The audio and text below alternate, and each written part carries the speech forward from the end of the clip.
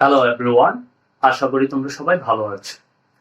আজকে আমরা যে বিষয়টি নিয়ে আলোচনা করব সেটি হচ্ছে ব্যাংক সমন্বয় বিবরণী। ব্যাংক সমন্বয় বিবরণী, চলো আমরা একটু অর্থটা জেনে নিই। এখানে সমন্বয় শব্দের অর্থ কি সেটা আমাদের জানাটা খুবই ইম্পর্টেন্ট। আমরা তো ব্যাংক কি, ব্যাংক কাকে বলে সেটা জানি। এখন সমন্বয় শব্দের অর্থ কি জানো তোমরা? চলো আমরা একটু জানি। সমন্বয় শব্দের অর্থ হচ্ছে মিলকরণ। সমন্বয় শব্দের অর্থ হচ্ছে কি? সমন্বয় শব্দের অর্থ হচ্ছে মিলকরণ। তার মানে আমরা কি বুঝতে পারলাম?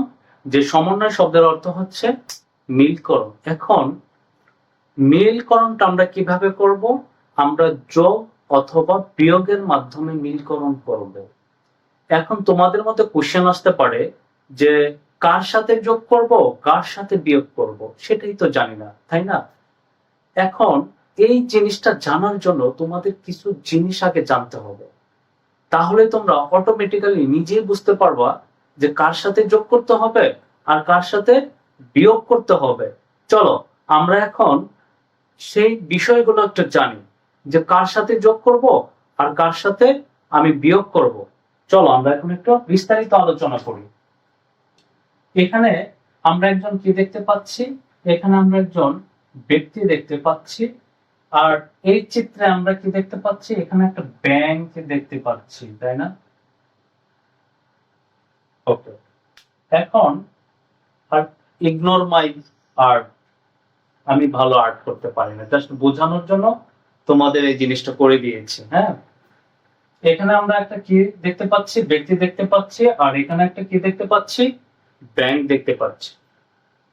এখন এই ব্যক্তিটা ব্যাংকে যাচ্ছে একটা অ্যাকাউন্ট করার জন্য। এই ব্যক্তিটা ব্যাংকে যখন অ্যাকাউন্ট করার জন্য যাচ্ছে, তখন সে যখন অ্যাকাউন্টটা করে ফেলবে ব্যাংকে গিয়ে, তখন সে কি হয়ে যাবে জানো? সে হয়ে যাবে একজন আমানতকারী। এই ব্যক্তি যখন ব্যাংকে গিয়ে সে একটা অ্যাকাউন্ট করবে, তখন এই ব্যক্তিটার নাম হয়ে যাবে কি জানো? আমানতকারী। কি নাম হবে? আমানতকারী। তাহলে বুঝতে পারছি ব্যাপারটা। এই ব্যক্তি যখন ব্যাংকে গিয়ে একটি হিসাব খুলবে তার নামে, তখন এই ব্যক্তিটার নাম হয়ে যাবে কি? আমানতকারী, বা ইংলিশে যেটা আমরা বলি ডিপোজিটর।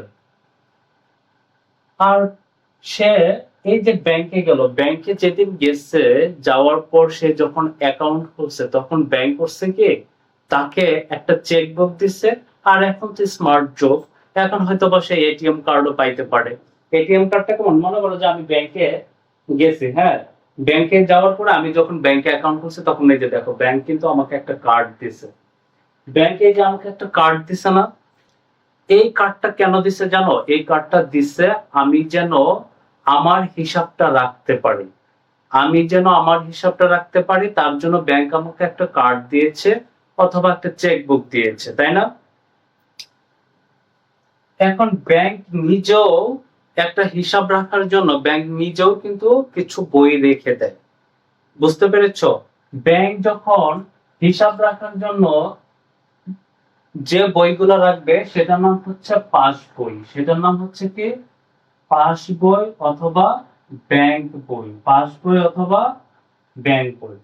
ব্যাংক যখন এই আমানতকারীর হিসাব রাখার জন্য নিজে একটা বই রাখবে, সেটা হচ্ছে পাস বই অথবা ব্যাংক বই। আর ব্যাংক এই আমানতকারীকেও তো একটা কার্ড দিয়েছে বা একটা চেক দিয়েছে, সেটার নাম হচ্ছে নগদান বই। সেটার নাম হচ্ছে কি? নগদান বই। আশা করি তোমরা এই পর্যন্ত বুঝতে পেরেছো। তাহলে নগদান বই প্রস্তুত করবে কে? আমানতকারী। এই নগদান বইটা কে প্রস্তুত করবে? আমানতকারী। আর পাস বই বা ব্যাংকটা কে প্রস্তুত করবে? ব্যাংক। তাহলে তোমাদের যদি একটা কোশ্চেন আসে যে নগদান বই কে প্রস্তুত করে, তোমরা বলতে পারবে না এখন যে নগদান বই প্রস্তুত করা আমানতকারী। আর পাস বই অথবা ব্যাংক বই প্রস্তুত করে কে? পাস বই অথবা ব্যাংক বই প্রস্তুত করা হচ্ছে ব্যাংক। আশা করি এই পর্যন্ত বুঝতে পেরেছো, তাই না? এখন আমরা শিখব, মনে করো যে এই ব্যক্তিটা যখন, মানে আমানতকারী যখন ব্যাংকে গেল, আমানতকারী যেদিন ব্যাংকে গেল, ব্যাংকে যায় সে যখন অ্যাকাউন্ট করলো, তখন অ্যাকাউন্টে তো কিছু টাকা রাখতে হয়, তাই না? তখন আমানতকারী করলো কি, সে তার অ্যাকাউন্টে 1 লক্ষ টাকা ওদিন ডিপোজিট করে এসেছে। তো ব্যাংক তার পাসবইয়ে করলো কি, ওই দিন 1 লক্ষ টাকা তার নামে ডিপোজিট করে দিছে। এখন ওই ব্যক্তিটা বাসায় এসে এই নগদান বইয়ে সে 1 লক্ষ টাকা সেও ডিপোজিট করে ফেলে, মানে সেও হিসাব রেখে ফেলেছে। তাহলে পাস বই অথবা ব্যাংক বই যে ব্যাংক প্রস্তুত করে, সেই ব্যাংক 1 লক্ষ টাকা আমানতকারীর হিসাবে জমা করে দিয়েছে। আবার আমানতকারী বাসায় এসে তার বই নগদান বইতেও 1 লক্ষ টাকা জমা করে ফেলেছে। এখানেও 1 লক্ষ টাকা, এখানেও 1 লক্ষ টাকা। তাহলে দুই জনের হিসাবে কিন্তু মিল। সেও 1 লক্ষ টাকা এখানে লিখেছে, আবার সেও 1 লক্ষ টাকা বাসায় এসে প্লাস করে দিয়েছে। তার মানে বুঝতে পারলাম কি, ওই যে আমি একটু আগে বলেছি না তোমাদের, যে সমন্বয় শব্দের অর্থই হচ্ছে মিলকরণ। মানে মিলটা কিভাবে করব? প্লাস অথবা মাইনাসের মাধ্যমে করব। ব্যাংক যদি প্লাস করে, আমিও মানে আমানতকারীও প্লাস করবে। ব্যাংক যদি মাইনাস করে, আমানতকারীও কি করবে? মাইনাস করে দেবে। এখন পাস বই বা ব্যাংক বইয়ে যখন ব্যাংক 1 লক্ষ টাকা লিখেছে, ঠিক তখনই আমানতকারী কি করেছে? নগদান বইয়ে এসে 1 লক্ষ টাকা তার নামে প্লাস করে দিয়েছে। তাহলে আমরা বুঝতে পারলাম কি, এইখানেও যদি প্লাস হয় ব্যাংক বইতে, নগদান বইতেও আমাকে কি করতে হবে? প্লাসই করে দিতে হবে। ব্যাপারটা কি বুঝতে পেরেছো? আচ্ছা, এখন মনে করো তোমাদের আমি একটা এন্ট্রি দিয়ে বুঝিয়ে দেই। মনে করো বলা আছে যে ব্যাংক কর্তৃক ব্যাংক সুদ, এটা ব্যাংক চার্জ করলো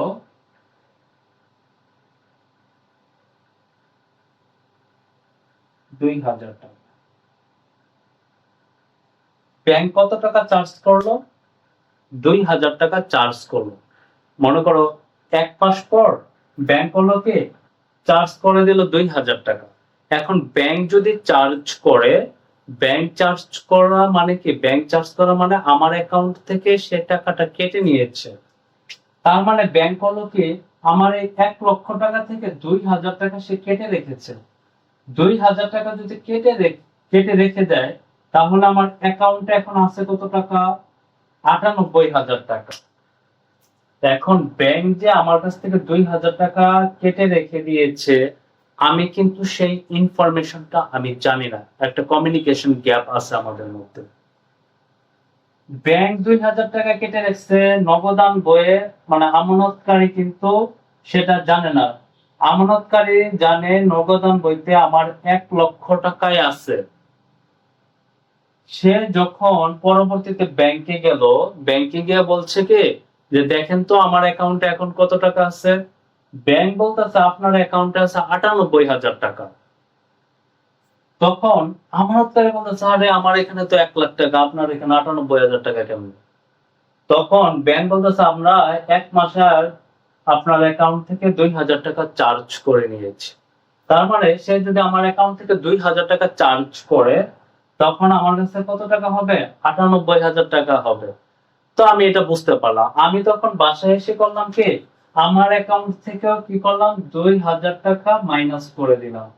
2000 টাকা মাইনাস করে আমিও তখন ব্যাংকের মতো 98,000 টাকা আমার অ্যাকাউন্টে দেখে মানে করে রাখলাম, প্রস্তুত করে রাখলাম।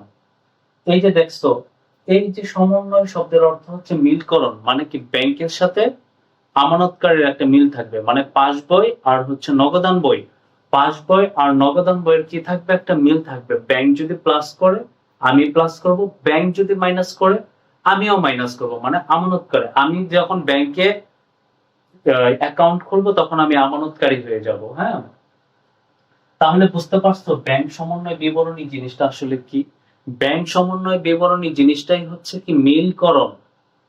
ব্যাংকের হিসাবের সাথে আমানতকারীর হিসাবটা কি করে দিতে হবে? মিলকরণ করে দিতে হবে। এটাই হচ্ছে ব্যাংক সমন্বয় বিবরণী। আশা করি তোমরা এই পর্যন্ত বুঝতে পেরেছো। এখন মনে করো যে আরেকটা এন্ট্রি তোমাকে দিয়ে বুঝাই। মনে করো যে ব্যাংক সুদ মঞ্জুর করলো, ব্যাংক সুদ মঞ্জুর করলো, মনে করো যে 1,000 টাকা। ব্যাংক সুদ মঞ্জুর করলো কত টাকা? 1,000 টাকা। ব্যাংক সুদ মঞ্জুর করা মানে কি, ব্যাংক আমার অ্যাকাউন্টে অলরেডি 1,000 টাকা ইন করে রেখে দিয়েছে, আমার অ্যাকাউন্টে বাড়িয়ে রেখেছে 1,000 টাকা। তখন ব্যাংক বললো কি 1,000 টাকা এখানে প্লাস করে দিল। 1,000 টাকা প্লাস করে দিলে টোটাল টাকা হয় আমার 99,000 টাকা। এখন নগদান বইয়ে যে প্রস্তুত করে আমানতকারী, আমানতকারী তো 98,000 টাকায় রেখে দিয়েছে। সে যখন পরবর্তীতে ইনফরমেশনটা জানলো, তখন সেও করলো কি 1,000 টাকা এখানে কি করে দিল, যোগ করে দিল। তখন সে ব্যাংকে বইয়ের সাথে নগদান বইটাকে মিলকরণ করে দিল, এই যে এখানেও 99,000 টাকা, এখানেও 99,000 টাকা। এই যে যোগ অথবা বিয়োগের মাধ্যমে আমরা যে হিসাবের মিলকরণটা করে দিলাম না, এটাই হচ্ছে ব্যাংক সমন্বয় বিবরণী প্রস্তুত করার উদ্দেশ্য।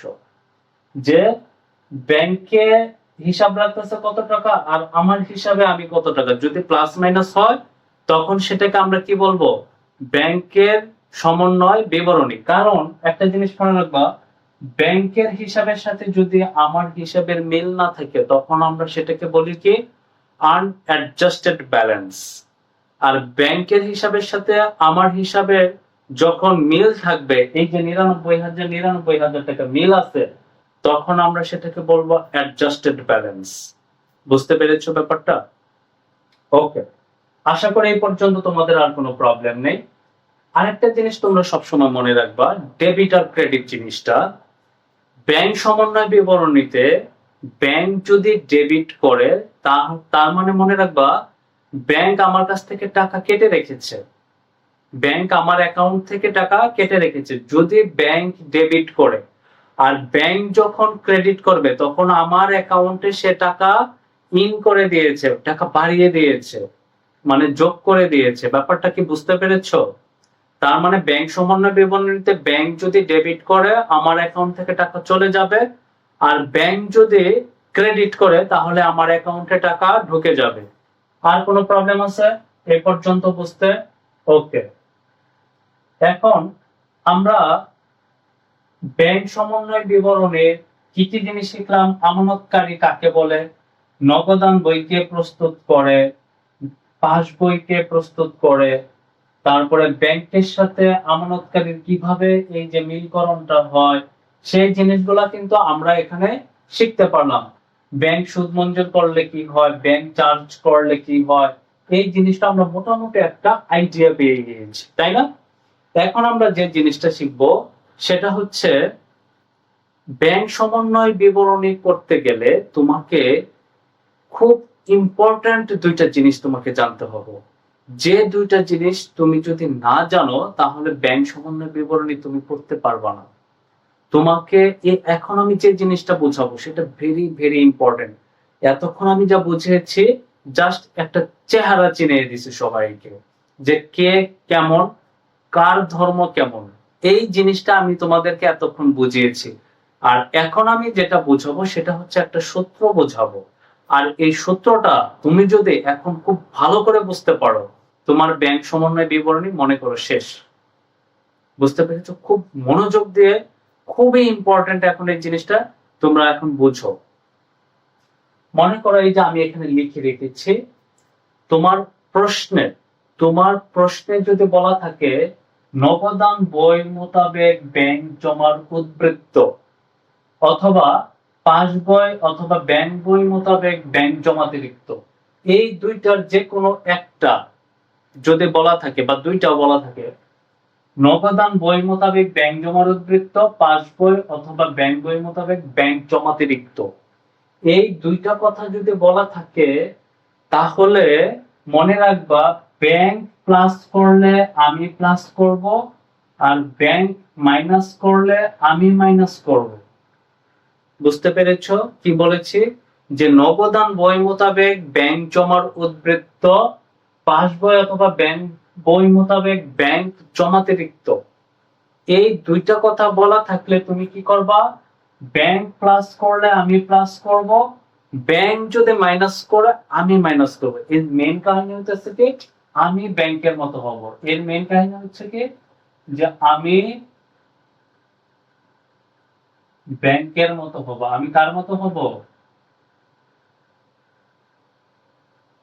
আমি ব্যাংকের মতো হব। আমি ব্যাংকের মতো হব। এটা তো বুঝতে পেরেছো। এখন আরেকটা জিনিস তোমাকে বুঝতে হবে। 1 নাম্বারটা আমরা বুঝতে পেরেছি, এখন 2 নাম্বারটা আমরা একটু বুঝি। নগদান বই মোতাবেক ব্যাংক জমাতিরিক্ত, পাস বই অথবা ব্যাংক বই মোতাবেক ব্যাংক জমার উদ্বৃত্ত। যদি এটা বলা থাকে নগদান বই মোতাবেক ব্যাংক জমাতিরিক্ত অথবা পাস বই এবং ব্যাংক বই মোতাবেক ব্যাংক জমার উদ্বৃত্ত, এই দুইটা যদি বলা থাকে তাহলে আমি প্লাস করলে ব্যাংক প্লাস করবে, আমি মাইনাস করলে ব্যাংক মাইনাস করব। বুঝতে পেরেছো ব্যাপারটা কি বলেছি? আমি যদি প্লাস করি ব্যাংক প্লাস করবে, আমি যদি মাইনাস করি ব্যাংক মাইনাস করবে। মানে ব্যাংক আমার মতো হবে, আমি যা করব ব্যাংক তাই করব। আর উপরেরটা আমি ব্যাংকের মতো হব, ব্যাংক যা করবে আমি তাই করব। এই দুইটা জিনিস কি তোমরা খুব ভালো করে বুঝতে পেরেছো? এই দুইটা জিনিস তুমি যদি খুব ভালো করে বুঝতে পারো, তোমার ব্রেনে যদি এই দুইটা জিনিস ঢুকে পড়ে একবার, তুমি জীবনও ব্যাংক সমন্বয় বিবরণী আর ভুল করবে না। এই দুইটাই হচ্ছে গুরুত্বপূর্ণ সূত্র, এই দুইটা দ্বারাই আমরা ম্যাথ করব। আশা করি তোমরা এতক্ষণ আমি যা বুঝালাম সেগুলো খুব ভালোভাবেই বুঝতে পেরেছো। এখন আমরা ব্যাংক সমন্বয় বিবরণী ম্যাথটা যখন করব সেটা কিভাবে করব সেই বিষয় নিয়ে একটু আলোচনা করি। হ্যাঁ, মনে করো ব্যাংক সমন্বয় বিবরণী দুইটা পদ্ধতিতে করা যায়। ব্যাংক সমন্বয় বিবরণী কয় পদ্ধতিতে করা যায়? দুইটি পদ্ধতিতে করা যায়। 1 নাম্বার হচ্ছে একক জের পদ্ধতি, 2 নাম্বার হচ্ছে উভয় জের পদ্ধতি। এখন একক জের পদ্ধতিতে কিভাবে ব্যাংক সমন্বয় বিবরণী করে এবং উভয় জের পদ্ধতিতে কিভাবে করে সেই জিনিসগুলা আমি তোমাকে ম্যাথের মাধ্যমে বিস্তারিত বুঝিয়ে বুঝিয়ে স্টেপ বাই স্টেপ সেই ম্যাথগুলো করাবো, বোর্ড কোশ্চেন সলভ করিয়ে দেবো স্টেপ বাই স্টেপ সিকিউ গুলো। আমি তোমাকে আরো শিখাবো ডেবিট মেমোরেন্ডাম কাকে বলে, ক্রেডিট মেমোরেন্ডাম কাকে বলে। হ্যাঁ, তারপর আরেকটা জিনিস শিখাবো সেটা হচ্ছে জাবেদা। তুমি যদি ব্যাংক সমন্বয় বিবরণীতে এই কয়েকটি জিনিস যদি খুব ভালো করে বুঝতে পারো তাহলে তোমার ব্যাংক সমন্বয় বিবরণী থেকে 10 মার্কস কমন। চলো এখন আমরা আরো কয়েকটা বিষয় সম্পর্কে একটু বিস্তারিত জানি। আমরা জানি যে ব্যাংক সমন্বয় বিবরণী দুইটি পদ্ধতিতে করা হয়। আমরা জানি ব্যাংক সমন্বয় বিবরণী কয়টি পদ্ধতিতে করা হয়? দুইটি পদ্ধতিতে করা হয়। 1 নম্বর হচ্ছে একক জের পদ্ধতি, 2 নম্বর হচ্ছে উভয় জের পদ্ধতি। আমরা একক জের পদ্ধতি এবং উভয় জের পদ্ধতিতে তোমাদের বিস্তারিত ভাবে স্টেপ বাই স্টেপ ম্যাথগুলো করিয়ে দেব। এখন আমি একটু জাবেদা সম্পর্কে একটা ইনফরমেশন জানবো। জাবেদা সম্পর্কে আমি কি জানবো সেটা একটু আমি তোমাকে বুঝাই। যে সকল লেনদেন নগদান বইতে লিপিবদ্ধ হয়নি সে সকল লেনদেনের জাবেদা আমরা করব। মানে যে সকল লেনদেন নগদান বইতে লিপিবদ্ধ হয়নি সে সকল লেনদেনের আমরা জাবেদা করব। বুঝতে পেরেছ? মানে যেগুলো নগদান বইতে লিপিবদ্ধ হয় নাই সেগুলাই হচ্ছে আমরা জাবেদা করব, আর যে সকল লেনদেন নগদান বইতে লিপিবদ্ধ হয়েছে সেগুলোর জাবেদা আমরা করব না। বুঝতে পেরেছো ব্যাপারটা? একদম ইজি এন্ড সিম্পল একটা ব্যাপার। যেটা লিপিবদ্ধ হয়েছে সেটার জাবেদা হবে না, যেটা লিপিবদ্ধ হয়নি সেটারই জাবেদা হবে।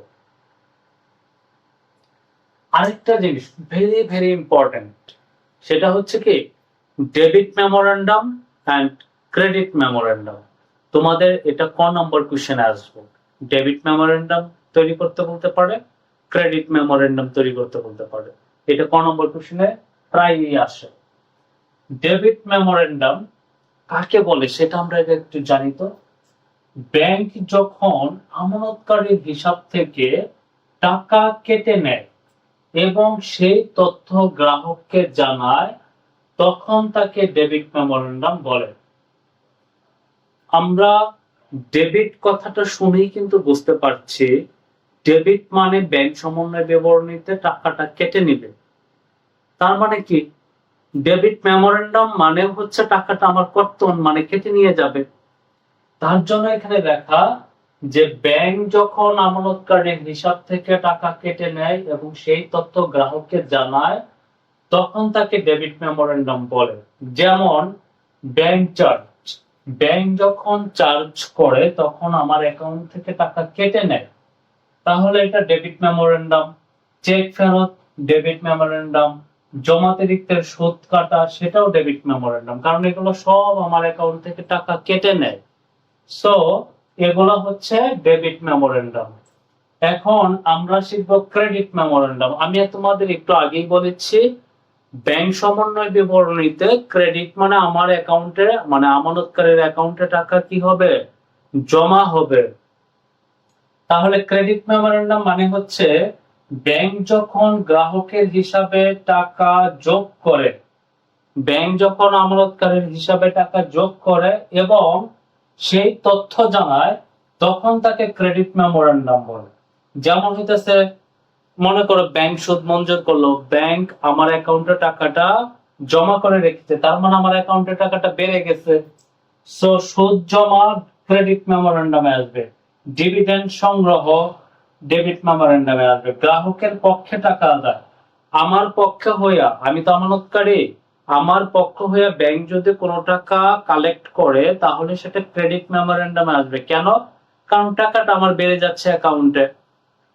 প্রাপ্য বিল আদায়, এটাও আমার টাকা অ্যাকাউন্টে বেড়ে যাবে। সো এই সবগুলোই হচ্ছে ক্রেডিট মেমোরেন্ডামে আসবে। আশা করি তুমি ব্যাংক সমন্বয় বিবরণের যত বেসিক ছিল আমরা খুঁটিনাটি সব বিস্তারিত ভাবে তোমাদের বুঝিয়ে দিয়েছি। আশা করি তোমাদের ব্যাংক সমন্বয় বিবরণীর আর বেসিক নিয়ে কোনো প্রবলেম থাকার কথা না। তারপরে যদি তোমাদের বেসিকে কোনো প্রবলেম হয়, কোনোটা যদি না বুঝতে পারো, অবশ্যই আমাকে কমেন্টসে জানাবা। আমি পুনরায় তোমাদের এই বিষয়গুলো আরো বিস্তারিত স্টেপ বাই স্টেপ বুঝিয়ে দেব। এখন আমি তোমাদের ব্যাংক সমন্বয় বিবরণী কিভাবে প্রস্তুত করতে হয়। আমরা জানি দুইটা পদ্ধতিতে প্রস্তুত করতে হয়, একটা একক জের পদ্ধতি আর একটা হচ্ছে উভয় জের পদ্ধতি।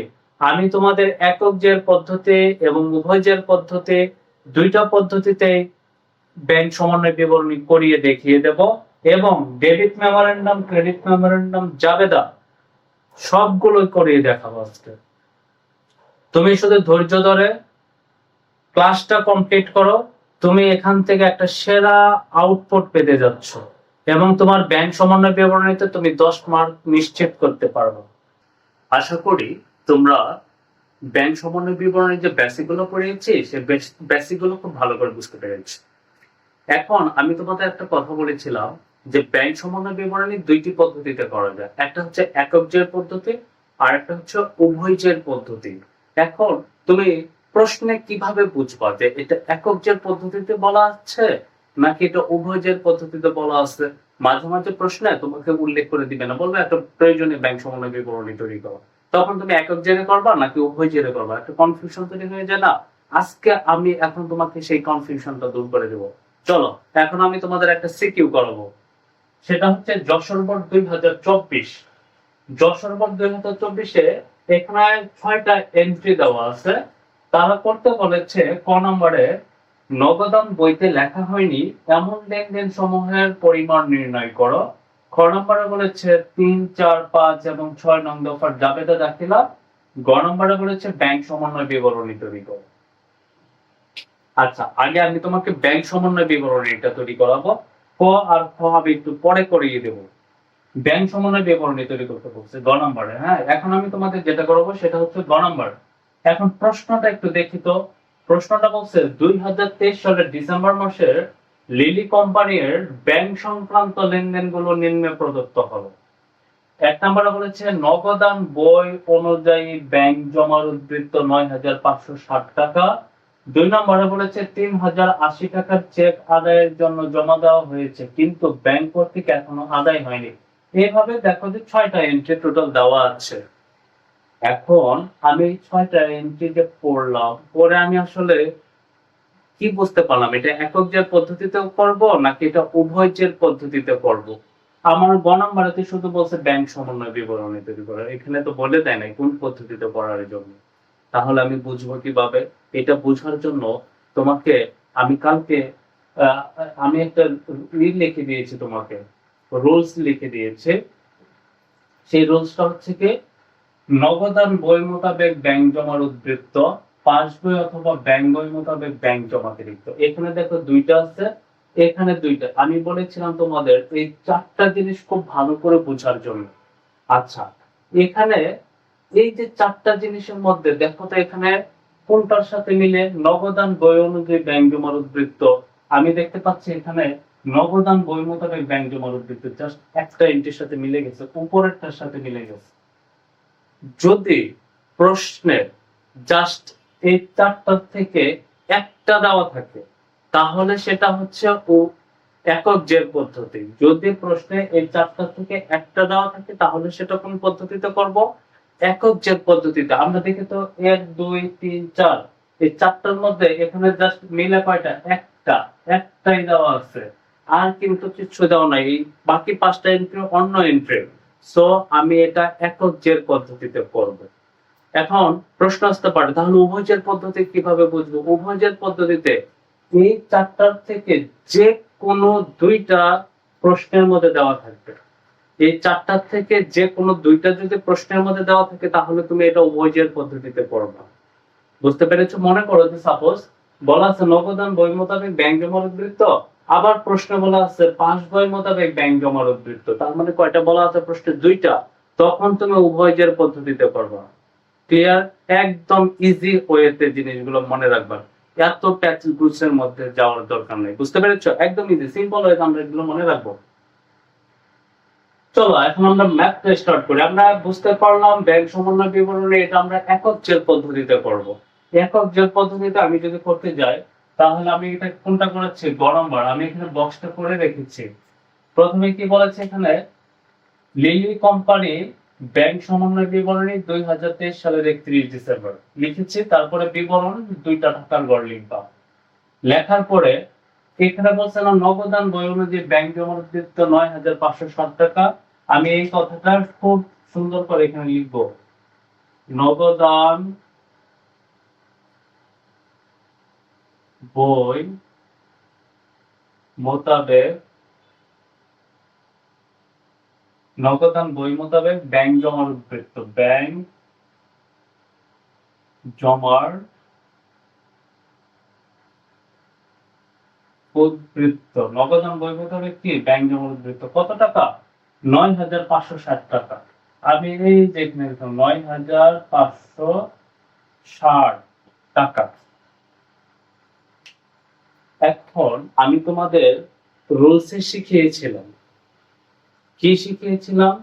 যে নগদান বই মোতাবেক ব্যাংক জমার উদ্বৃত্ত, এই কথাটা যদি বলা থাকে তাহলে আমাকে একটা জিনিস মনে রাখতে হবে। সেই জিনিসটা কি? ব্যাংক প্লাস করলে আমি প্লাস করব, আর ব্যাংক মাইনাস করলে আমি মাইনাস করে দিব। মানে হচ্ছে আমি ব্যাংকের মতো হব। তাহলে এটা কি নগদান বই অনুযায়ী ব্যাংক জমার উদ্বৃত্ত 9,560 টাকা না? তার মানে এটা আমি কোন পদ্ধতিতে করব? এটা আমি এই যে 1 নম্বর পদ্ধতিতে করব। ব্যাংক প্লাস করলে আমি প্লাস করব, ব্যাংক মাইনাস করলে আমি মাইনাস করব। মানে আমি ব্যাংকের মতো হব। আশা করি এটা বুঝতে পেরেছো। তুমি যদি এটা বুঝতে পারো তাহলে তোমার ব্যাংক সমন্বয় বিবরণী শেষ। আমি উপরে কি লিখলাম? নগদান বই মোতাবেক ব্যাংক জমার উদ্বৃত্ত কত টাকা? 9,560 টাকা। এখন এটা করার জন্য তোমাকে প্রথমে আগে কি লিখতে হবে? যোগ। তারপরে তোমাকে কি লিখতে হবে? বিয়োগ। কারণ আমরা যোগ অথবা বিয়োগের মাধ্যমে কি করে থাকি? আমরা যোগ এবং বিয়োগের মাধ্যমেই ব্যাংক সমন্বয় বিবরণী করে থাকি। কালকে আমরা তোমাকে বুঝিয়ে দিয়েছি যে সমন্বয় এর শব্দের অর্থই হচ্ছে মিলকরণ। যেহেতু সমন্বয় শব্দের অর্থ মিলকরণ, সো যোগ এবং বিয়োগের মাধ্যমে আমরা এগুলা মিল করে দেব। আর একটা জিনিস মনে রাখবা, তোমাদের কোশ্চেন আছে ব্যাংক সমন্বয় বিবরণী কে প্রস্তুত করে? এটা তোমাদের খুবই ইম্পর্টেন্ট একটা এমসিকিউ। মনে রাখবা ব্যাংক সমন্বয় বিবরণী প্রস্তুত করে কে? আমানতকারী। তার মানে এটা আমি প্রস্তুত করছি। নগদান বই মোতাবেক ব্যাংক জমার উদ্বৃত্ত 9,560 টাকা। এখন আমি 2 নম্বর এন্ট্রিটা একটু পড়ি। 3080 টাকার চেক আদায়ের জন্য জমা দেওয়া হয়েছে, কিন্তু ব্যাংক কর্তৃক এখনো আদায় হয়নি। খুব মনোযোগ দিয়ে বুঝবো ব্যাপারটা। 3080 টাকার চেক আদায়ের জন্য জমা দেওয়া হয়েছে, আমি ব্যাংকে জমা দিছি আদায়ের জন্য, কিন্তু ব্যাংক কর্তৃক এখনো আদায় হয়নি, কিন্তু ব্যাংক কর্তৃক আদায় করে না। আমি আদায়ের জন্য 3080 টাকার চেক জমা দিয়ে দিছি, কিন্তু ব্যাংক এখনো আদায় হয়নি। তাহলে ব্যাংক যেহেতু 3080 টাকা এখনো আদায় করে নাই, তার মানে কি ব্যাংক কিন্তু প্লাস করে নাই। ব্যাংক যেহেতু প্লাস করে নাই, সো আমিও প্লাস করতে পারবো না এই পদ্ধতিতে। বুঝতে পেরেছো? তার মানে কি আমি আমার হিসাবে প্লাস করে দিয়েছিলাম, আমি আমার হিসাবে প্লাস করেছি 3080 টাকা, কিন্তু ব্যাংক তো প্লাস করে নাই, কারণ ব্যাংক কর্তৃক এখনো আদায় হয় না। ব্যাংক যেহেতু প্লাস করে নাই, সো আমাকে কি করতে হবে? মাইনাস করে দিতে হবে। বুঝতে পেরেছো ব্যাপারটা? তো আমি এখানে লিখবো যে আদায়ের জন্য আদায় এর জন্য জমা দেওয়া হয়েছে, চেক জমা দেওয়া হয়েছে, চেক জমা এখনো আদায় হয়নি। আদায়ের জন্য চেক জমা এখনো আদায় হয়নি, এখনো আদায় হয়নি। কত টাকা? 3080 টাকা। তাহলে আমি এখানে লিখবো 3080 টাকা। বুঝতে পেরেছ? আর এখানে এটা কত নম্বর? 2 তারিখে, তার জন্য এখানে 2 তারিখ দিয়ে দিব এভাবে। আর এখানে 1 লিখলে লিখতেও পারো। 3 নাম্বারটাই আসি।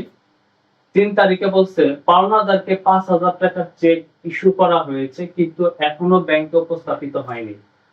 আমি পাওনাদারকে 5000 টাকার চেক ইস্যু করছি, তার মানে কি আমি মাইনাস করে দিয়েছি। আমি 5000 টাকার চেক ইস্যু করছি মানে কি আমি মাইনাস করে দিয়েছি, কিন্তু এখনো ব্যাংকে উপস্থাপিত হয় নাই। যেহেতু আমি তো মাইনাস করে দিচ্ছি, কিন্তু এখনো ব্যাংকে উপস্থাপিত হয় না, তার মানে ব্যাংকে এখনো সেই চেকটা নিয়ে তারা উপস্থাপন করে নাই, কিন্তু ব্যাংক কিন্তু এখনো মাইনাস করে নাই। ব্যাংক যেহেতু এখনো মাইনাস করে নাই, তাহলে আমার অ্যাকাউন্টে টাকা কিন্তু প্লাস অবস্থায় রয়েছে। আমার অ্যাকাউন্টে টাকা কি অবস্থায় রয়েছে? প্লাস অবস্থায় রয়েছে। সো পাওনাদারকে যে 5000 টাকার চেক ইস্যু করা হয়েছে, কিন্তু এখনো ব্যাংক উপস্থাপিত হয় নাই। তোমরা আরো ভালো করে বোঝার জন্য দুইটা হাতের ব্যবহার করবে। কি ব্যবহার করবা? এই যে দুইটা হাত, মনে করো এটা হলো আমি আর এটা হলো ব্যাংক। এটা আমি আর এটা হচ্ছে ব্যাংক। এখন আমি কি করছি? পাওনাদারকে 5000 টাকার চেক ইস্যু করে দিচ্ছি। তাহলে আমি কিন্তু ইস্যু করছি মানে আমার অ্যাকাউন্ট থেকে মাইনাস করে দিছি, কিন্তু সেটা ব্যাংকে যে উপস্থাপিত হয় না। তাহলে ব্যাংক কি করছে? ব্যাংকে মাইনাস করছে? করে না। ব্যাংকে তো সে যেমন অবস্থায় ছিল তেমনই রয়েছে। এখন আমাকে কি করতে হবে? ব্যাংক যেহেতু মাইনাস করে না, সো আমি মাইনাস করছিলাম, আমাকে উপরে উঠে আসতে হবে। মানে কি আমাকে প্লাস করতে হবে, তাহলে ব্যাংকের সাথে আমার হিসাবটা মিল থাকবে, দুইজনের সমান থাকতে হবে। আশা করি বুঝতে পেরেছো। তাহলে পাওনাদারকে 5000 টাকার চেক ইস্যু করা হয়েছে, কিন্তু এখনো ব্যাংক উপস্থাপিত হয় নাই। এটা আমরা কি করব? যোগের ঘরে লিখবো। এটা আমরা কোথায় লিখবো? যোগের ঘরে লিখবো। আমি আর লিখলাম না, হ্যাঁ, তোমরা এই জিনিসটা এখানে লিখে নিও যে পাওনাদারকে ইস্যু করা হয়েছে কিন্তু উপস্থাপিত হয় নাই ব্যাংকে। এটা হলো 3 নাম্বার এন্ট্রি। 3 নাম্বার এন্ট্রিতে কত টাকা আছে? 5000 টাকা আছে। এই যে 5000 টাকা আমি এখানে লিখলাম। আশা করি এটা বুঝতে পেরেছো। 4 নম্বরে যেটা বলছে ব্যাংক কর্তৃক মঞ্জুরিকৃত সুদ 370 টাকা, যা নগদান বইতে লেখা হয় নাই। মানে ব্যাংক কর্তৃক মঞ্জুরিকৃত সুদ 370 টাকা, যা নগদান বইতে লেখা হয় নাই। ব্যাংক সুদ মঞ্জুর করেছে। ব্যাংক যদি সুদ মঞ্জুর করে, তার মানে কি জানো? তার মানে আমার অ্যাকাউন্টে ব্যাংক কিন্তু টাকা অলরেডি প্লাস করে রেখে দিয়েছে। ব্যাংক যদি আমার অ্যাকাউন্টে প্লাস করে রেখে দেয়, ব্যাংক কিন্তু প্লাস করেছে। আমি নগদান বইতে লিখি নাই, আমি কিন্তু জানি না, কিন্তু আমার যেহেতু ব্যাংক জমার উদ্ধৃত, নগদান বই অনুযায়ী ব্যাংক জমার উদ্ধৃত, আমাকে কোন ফর্মুলা ফলো করতে হবে? ব্যাংক যা করবে আমিও তাই করব, এই ফর্মুলাটাই আমাকে ফলো করতে হবে। এখন ব্যাংক যেহেতু আমার অ্যাকাউন্টে প্লাস করে রেখেছে, এখানে নগদের মধ্যে লেখা হয়নি বলা সত্ত্বেও আমাকেও প্লাস করতে হবে। ব্যাংক কর্তৃক পঞ্জীকৃত সুদ 370 টাকা, তার মানে আমাকে কি করতে হবে? প্লাস করতে হবে।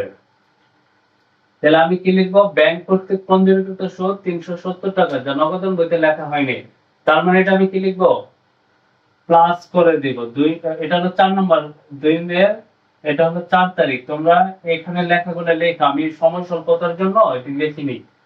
ব্যাংক কর্তৃক পঞ্জীকৃত সুদ, এখানে লেখো ব্যাংক কর্তৃক পঞ্জীকৃত সুদ 370 টাকা, 370 টাকা। এখন আমরা আসি 5 নম্বরে। 5 কি বলছে? ব্যাংকে জমাকৃত চেক প্রত্যাখ্যাত হয়েছে 4000 টাকা। মানে কি?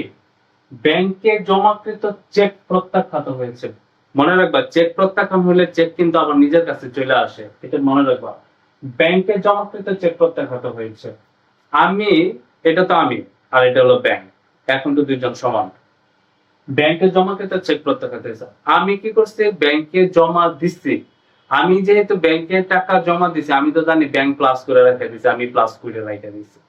কিন্তু চেকে হয়তো কোনো ত্রুটি ছিল, ব্যাংক করছে কি সেই চেকটাকে প্রত্যাখ্যান করছে। প্রত্যাখ্যান করাতে সে তো আর টাকা অ্যাকাউন্টে ঢুকায় নাই, আমার অ্যাকাউন্টে প্লাস করে নাই। সে আগে যেমন ছিল তেমনই আছে, কিন্তু আমি তো প্লাস করছি, কিন্তু আমার তো ব্যাংকের মতো থাকতে হইব। তার জন্য আমাকে মাইনাসের ঘরে আসতে হবে, দুইজন সমান হওয়ার জন্য। তার জন্য এটা কি হবে? মাইনাস, বিয়োগের ঘরে লিখবো। ব্যাংক কর্তৃক ব্যাংকে জমাকৃত চেক প্রত্যাখ্যাত হয়েছে 4000 টাকা।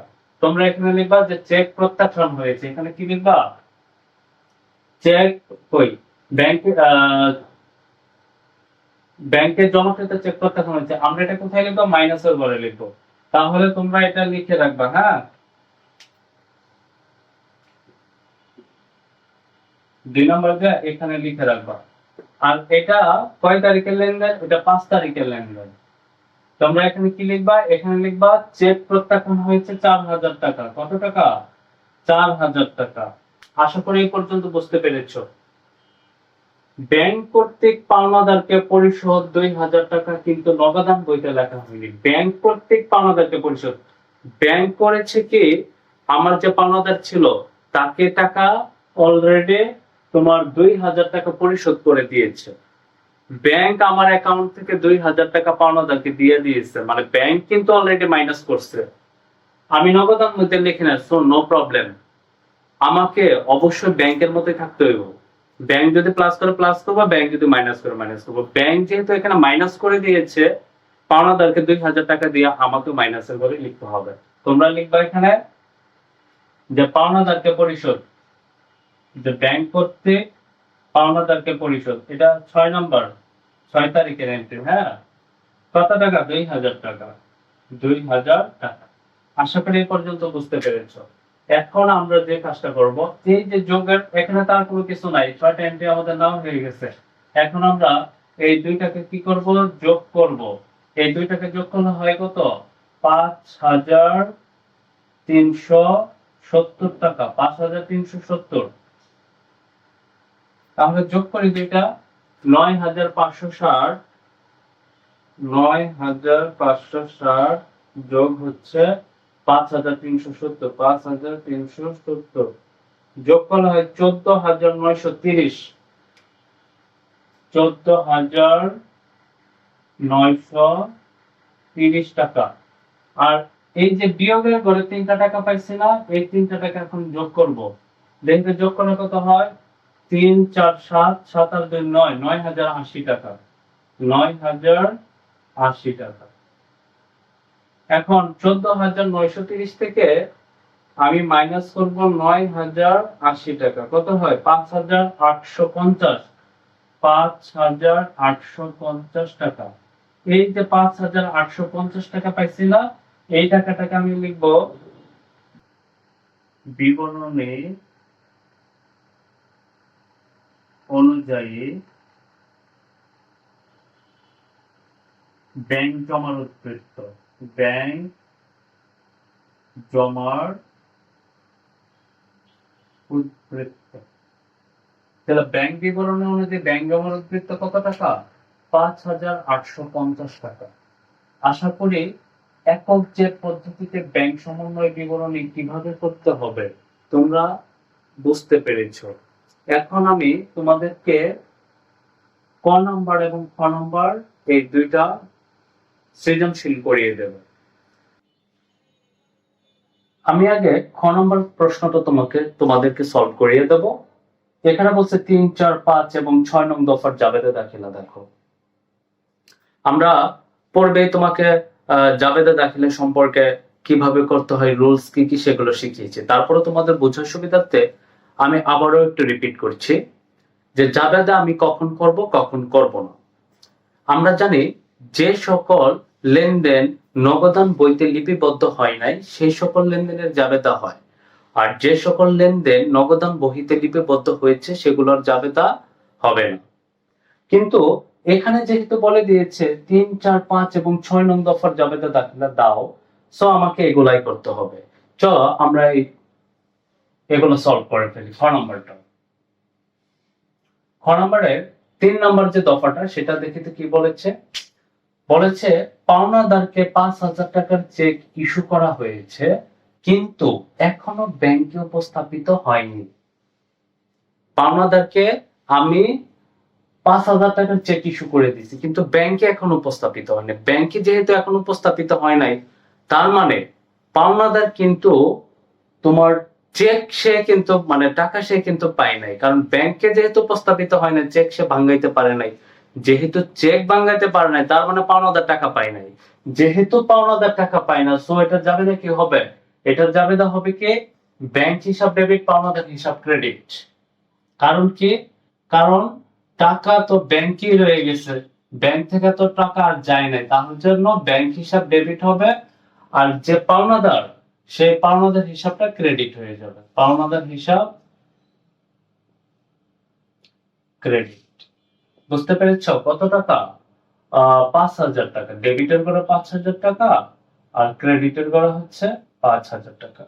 আর তোমরা ব্যাখ্যাটা লিখে নিবা যে পাওনাদারকে চেক ইস্যু করা হয়েছে কিন্তু ব্যাংক উপস্থাপিত হয়নি।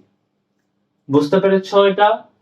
আমরা এখন 4 নম্বরে চলে যাব। ব্যাংক কর্তৃক মঞ্জুরিকৃত সুদ 370 টাকা যা নগদান বইতে লেখা হয়নি। তার মানে ব্যাংক কর্তৃক মঞ্জুরিকৃত সুদ, ব্যাংক কিন্তু অলরেডি আমার অ্যাকাউন্টে টাকা কি করে দিয়েছে, টাকা অ্যাড করে দিয়েছে আমার নামে যে সুদটা। তাহলে ব্যাংক কর্তৃক ব্যাংক যদি আমার অ্যাকাউন্টে টাকা বৃদ্ধি করে তাহলে ব্যাংক হিসাব ডেবিট। ব্যাংক হিসাব কি হবে? ব্যাংক হিসাব ডেবিট। আর ব্যাংক সুদ হিসাব ক্রেডিট। ব্যাংক সুদ হিসাব ক্রেডিট কত টাকা? 370 টাকা। ডেবিটের করে 370, ক্রেডিটের করে 370 টাকা। তোমরা ব্যাখ্যা লিখবা কি ব্যাংক সুদ মঞ্জুর করলো। আমি ব্যাখ্যাগুলো লিখে দিচ্ছি। 5 নম্বরে বলছে ব্যাংকে জমাকৃত চেক প্রত্যাখ্যাত হয়েছে 4,000 টাকা। এটার মানে কি? ব্যাংকে জমাকৃত চেক প্রত্যাখ্যাত হয়েছে, এটার মানে হচ্ছে আমি যার কাছে টাকা পেতাম, আমি যার কাছে টাকা পাই সে তো দেনাদার হিসাব, সেই দেনাদার আমার অ্যাকাউন্টে টাকাটা জমা দিতে গেছিল কিন্তু তার চেকটা প্রত্যাখ্যান হয়ে গেছে। যে আরেকটা জিনিস মনে রাখবা, চেক প্রত্যাখ্যান হলে যার চেক তার কাছে চলে যায়। তো দেনাদার চেক দিয়েছে, তো চেকটা দেনাদারের কাছে আবার চলে গেছে। সো আমরা কিন্তু টাকা এখনো পাই নাই। যেহেতু আমি টাকা এখনো আমার কাছে আসে নাই, তার মানে টাকা আমি এখনো পাবো। কার কাছে পাবো? দেনাদারের কাছে পাবো, প্রাপ্য হিসাব। সো দেনাদার হিসাব ডেবিট হবে এখানে, দেনাদার হিসাব ডেবিট। আর হচ্ছে কি, যেহেতু ব্যাংক কর্তৃক প্রত্যাখ্যাত হয়েছে ব্যাংকে জমাকৃত চেক, তাহলে ব্যাংক হিসাব ক্রেডিট। ব্যাংক হিসাব ক্রেডিট কত টাকা? টাকা হচ্ছে 4,000 টাকা। 4,000 টাকা এখানে দেবা যে চেক প্রত্যাখ্যাত হয়েছে। আরেকটা হচ্ছে ব্যাংক কর্তৃক পাওনাদারকে পরিশোধ 2,000 টাকা কিন্তু নগদান বইতে লেখা হয়নি। ব্যাংক কিন্তু পাওনাদারকে অলরেডি পরিশোধ করে দিয়েছে। ব্যাংক যদি পাওনাদারকে পরিশোধ করে দেয় তাহলে কি আমার পাওনাদারটা কমে গিয়েছে। যেহেতু পাওনাদার কমে গিয়েছে, সো পাওনাদার হিসাব ডেবিট হবে, কারণ আমার লায়াবিলিটিস কমছে। লায়াবিলিটিস কমলে কি হয়? ডেবিট হয়ে যায়। তাহলে কি লিখবো আমরা? পাওনাদার হিসাব ডেবিট। আর কে? ব্যাংক ইস্যু করেছে, সো ব্যাংক হিসাব ক্রেডিট। ব্যাংক হিসাব ক্রেডিট কত টাকা? 2000 টাকা। ডেবিটের করে 2, ক্রেডিটের করে 2। তোমরা এখানে লিখে রাখবা, ব্যাখ্যাটা লিখে নিবা। কি লিখবা? যে ব্যাংক কর্তৃক পাওনাদারকে পরিশোধ করা হয়েছে। এখন 3, 4, 5, 6 আমরা জাবেদা করে ফেলেছি। এখন আমরা এগুলা যোগ করে দিব মোট। তাহলে কত হয়? 5, 4, 9, 2, 11, 11,370 টাকা। 11,370, এই পাশেও 11,370 টাকা। আশা করি বুঝতে পেরেছো। এটাই হচ্ছে আমাদের জাবেদা দাখিল। এখন আমরা যেটা কমপ্লিট করব সেটা হচ্ছে নগদান বইতে লেখা হয়নি এমন লেনদেন সমূহের পরিমাণ নির্ণয় করো। মানে যে লেনদেন গুলো নগদান বইতে লেখা হয়নি সেগুলাই নির্ণয় করতে বলছে। তাহলে আমরা একটু নির্ণয় করি কোন এন্ট্রিগুলো নগদান বইতে লেখা হয়নি।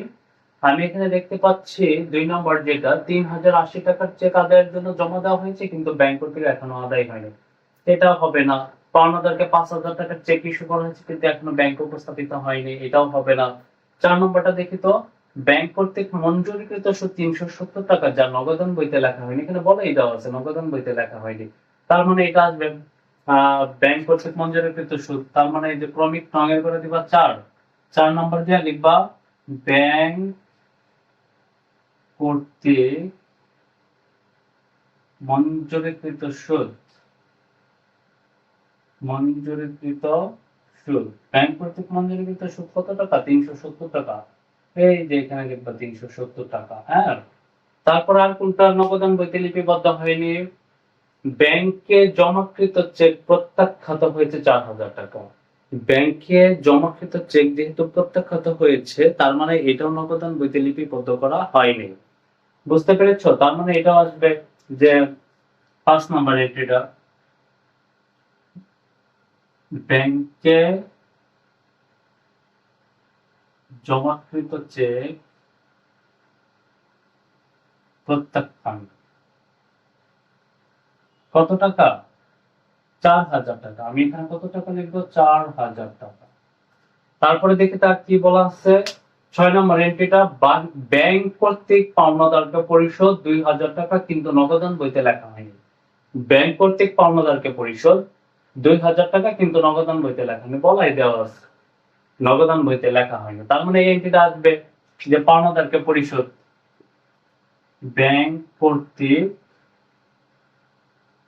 পাওনাদারকে পরিশোধ, পাওনাদারকে পরিশোধ, ব্যাংক কর্তৃক পাওনাদারকে পরিশোধ কত টাকা? 2000 টাকা। এই যে এখানে লিখবো 2000 টাকা। এখন সবগুলো কি করে দেবো? যোগ করে দিই। 4 আর 2 6, 6370 টাকা হয় যোগ করলে। হ্যাঁ, এটাই হচ্ছে আমাদের মোট টাকা। এটাই হচ্ছে আমাদের কি মোট। এই 6370 টাকা, এটাই হচ্ছে ক নাম্বার কোশ্চেনের আনসার, যে নগদান বইতে লেখা হয়নি এমন লেনদেন সময়ের পরিমাণ নির্ণয় করা।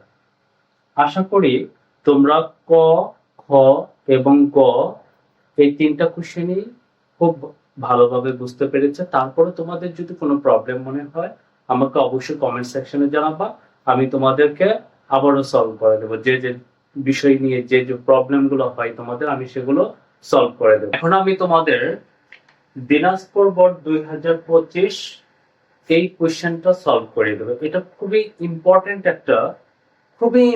একটা কোশ্চেন। এই কোশ্চেনটা তুমি যদি ভালো করে সলভ করতে পারো, বুঝে বুঝে সলভ করতে পারো ধৈর্য ধরে, তাহলে তোমার ব্যাংক সমন্বয় বিবরণীটা একদম সবকিছু ক্লিয়ার হয়ে যাবে। এখানে অনেক ইম্পর্টেন্ট জিনিস দেওয়া আছে। তার জন্য আমি দিনাজপুর বোর্ড 2025টা করিয়ে দিচ্ছি, যেন তোমাদের আর কোনো ধরনের কোনো সমস্যা না হয়। তোমরা অবশ্যই মনোযোগ দিয়ে ক্লাসটা কমপ্লিট করবা, তাহলে তুমি খুব ভালো একটা আউটপুট এখান থেকে পাবা। কারণ একটা জিনিস মনে রাখবা, ধৈর্যের ফল সবসময় মিষ্টি হয়। ধৈর্য ধরা শিখতে হবে। হ্যাঁ, ক্লাসটা ধৈর্য ধরে করতে হবে, মনোযোগ দিয়ে করতে হবে, মনটাকে স্থির রেখে করতে হবে। তুমি যদি মনকে স্থির রেখে কোনো কাজ করো, দেখবে যে সেই কাজে তোমার সাকসেস আসবে। আর মন যদি উতাল পাতাল করে, মন যদি একবার এখানে একবার ওইখানে, তাহলে সেখানে কখনোই কোনোদিন সাকসেস আসবে না। আগে মনকে স্থির করা শিখতে হবে। বুঝতে পেরেছো? তার জন্য আমরা এখন কি করব, মনকে স্থির করে ডিটারমাইন্ড হয়ে যে না আমি ক্লাসটা সম্পূর্ণরূপে শেষ করব, কোশ্চেন গুলো আমি সম্পূর্ণরূপে শেষ করব, দেন আমি এখান থেকে উঠবো, বুঝে বুঝে বুঝে শুনে পড়ে তারপরে উঠবো, তাহলে দেখবো তোমার সাকসেস আসবে। ডিটারমাইন্ড হইতে হবে। মাইন্ড তুমি যত ডিটারমাইন্ড করতে পারবা তোমার সাকসেস তত হবে। হ্যাঁ, চঞ্চল মন কখনোই সাকসেস দেয় না, চঞ্চল মন সবসময় আমাদেরকে অস্থিরতায় দিয়ে দেয়। সো আমাদের মনকে কি করতে হবে, স্থির রাখতে হবে, পড়াশোনাই করতে হবে, পড়াশোনার প্রতি মনোযোগী হতে হবে। ধৈর্য জিনিসটা খুব ইম্পর্টেন্ট, ধৈর্যটাও রাখতে হবে। বুঝতে পেরেছো? চলো আমরা অঙ্ক শুরু করব। আমি এই কোশ্চেনটা পিডিএফ এ তোমাদের দিয়ে দেব, আর যাদের বই আছে দিনাজপুর বোর্ড বইটা বের করবা, বইটা হাতের সামনে থাকলে তোমার কোশ্চেনটা সলভ করতে তোমার অনেক ইজি হবে। আমি এখান থেকে একটু করে দিচ্ছি। বলেছে কনকর্ড লিমিটেড প্রতিদিনের নগদ প্রাপ্তি ব্যাংকে জমা দেয় এবং সকল পরিশোধ চেকের মাধ্যমে নিষ্পন্ন করে। ডিসেম্বর 31, 2024 ব্যাংক বিবরণীতে জমা 38,880 টাকা, কিন্তু হিসাব বইতে ব্যাংক জমা 43,250 টাকা। আমাদেরকে এখানে আমরা দেখতে পাচ্ছি টোটাল 5টা এন্ট্রি তারা দিয়ে দিয়েছে যে কি কি তথ্য অনুসন্ধান তারা পাইছে। সেই 5টা তথ্য আমরা এখানে দেখতে পাচ্ছি। ক নম্বরে সে করতে বলেছে কি, ক নম্বরে করতে বলেছে ব্যাংক কর্তৃক ডেবিটকৃত অর্থের পরিমাণ। আমরা এটা শিখাইছি তোমাদেরকে, ডেবিট মেমোরেন্ডাম কি, ক্রেডিট মেমোরেন্ডাম কি, মনে আছে এগুলো? একটু ডেবিট মেমোরেন্ডাম কি, ক্রেডিট মেমোরেন্ডাম কি, সেগুলো একটু যাচাই করে নিবা, জ্বালাই করে নিবা আবার, যেন আবার মনে পড়ে। ডেবিট মেমোরেন্ডাম বলতে কি বোঝায়, যে গ্রাহকের কাছ থেকে যে টাকাটা ব্যাংক কেটে নেয় সেটাই ডেবিট মেমোরেন্ডাম। হ্যাঁ, খরচ। তারপরে খ নম্বরে বলেছে উভয় জের সংশোধন পদ্ধতিতে ব্যাংক সমন্বয় বিবরণী প্রস্তুত করো। উভয় জের সংশোধন পদ্ধতিতে করতে বলেছে। আমরা প্রিভিয়াস যে ম্যাথটা করিয়ে দিয়েছি একটু আগে, সেটা হচ্ছে কি, সেটা ছিল একক জের পদ্ধতিতে। এখন যেটা করব সেটা উভয় জের সংশোধন পদ্ধতিতে। আর গ নম্বরটা যাবে তো আমরা করিয়ে দিয়েছি। এখন আমি তোমাদের আগে খ নম্বরটা করাবো, উভয় জের সংশোধন পদ্ধতি। তাহলে একক জের হয়ে গেছে আমাদের আগেরটা, এখন আমরা উভয় জের সংশোধন পদ্ধতিতে করব। উভয় জের সংশোধন পদ্ধতিতে আমি কিভাবে করব? আচ্ছা, উভয় জের সংশোধন পদ্ধতিতে মনে করো এখানে তো বলে দেওয়া আছে যে তুমি উভয় জের সংশোধন পদ্ধতিতে ম্যাথটা করবে। যদি প্রশ্ন বলে না দেওয়া থাকে যে উভয় জের সংশোধন পদ্ধতিতে করো, তখন তুমি কিভাবে করবা, বুঝবা কিভাবে যে এটা উভয় জের পদ্ধতি বা এটা একক জের পদ্ধতি? আমি কিন্তু এটা আগেও আলোচনা করেছি, আমি আবারও আলোচনা করে দিচ্ছি। মনে কর প্রশ্ন বলা নেই, প্রশ্ন শুধু বলা আছে যে ব্যাংক সমন্বয় বিবরণীতে হবে। এখন তুমি একক জের পদ্ধতিতে করবা নাকি উভয় জের পদ্ধতিতে করবা, সেটা কিন্তু তুমি বুঝতে পারছো না। সো সেটা বোঝার জন্য তোমাকে কিছু ট্রিক্স ফলো করতে হবে। আমি তোমাদেরকে দেখো তো, এই যে এখানে দুইটা, এখানে দুইটা, টোটাল কয়টা? 4টা রুলস লিখে দিয়েছে। নগদান বই মোতাবেক ব্যাংক জমার অতিরিক্ত, পাস বই অথবা ব্যাংক বই মোতাবেক ব্যাংক জমা অতিরিক্ত, আর এখানে দুইটা।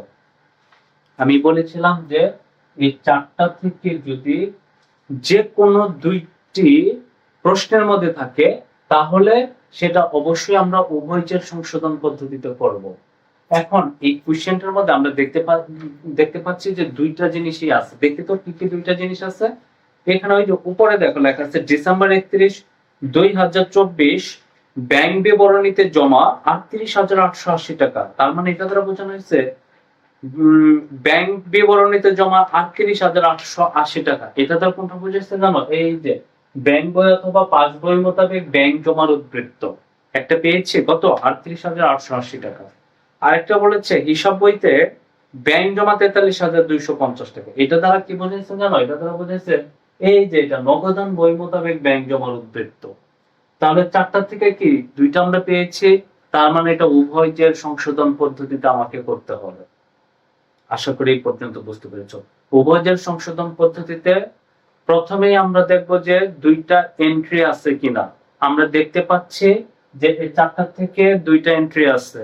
এখন উভয় জের সংশোধন পদ্ধতিতে ছকটা কিভাবে কাটতে হয় আমি তোমাদের বোঝার জন্য এই যে দেখো এখানে ছকটা কেটে রেখেছি।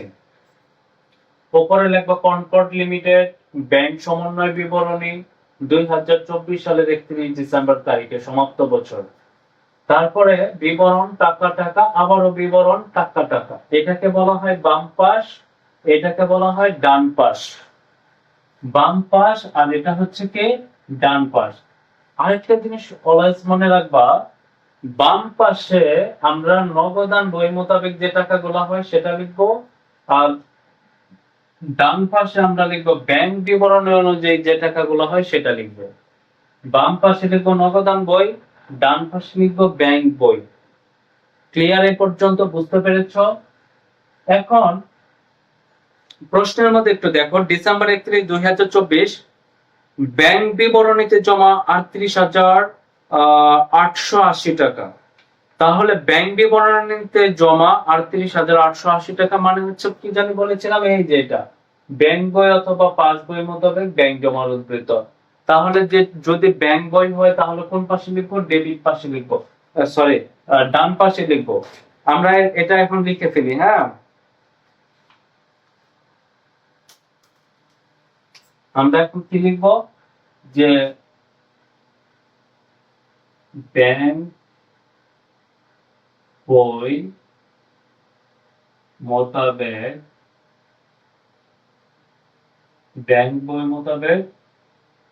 ব্যাংক জমার উদ্ধৃত।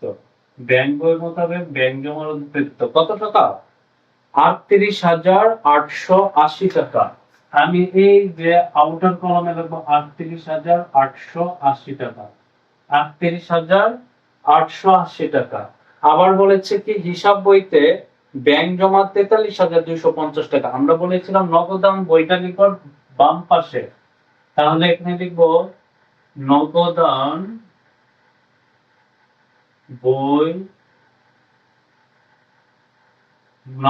বই মোতাবেক ব্যাংক, নগদান বই মোতাবেক কি ব্যাংক জমার উদ্ধৃত, ব্যাংক জমার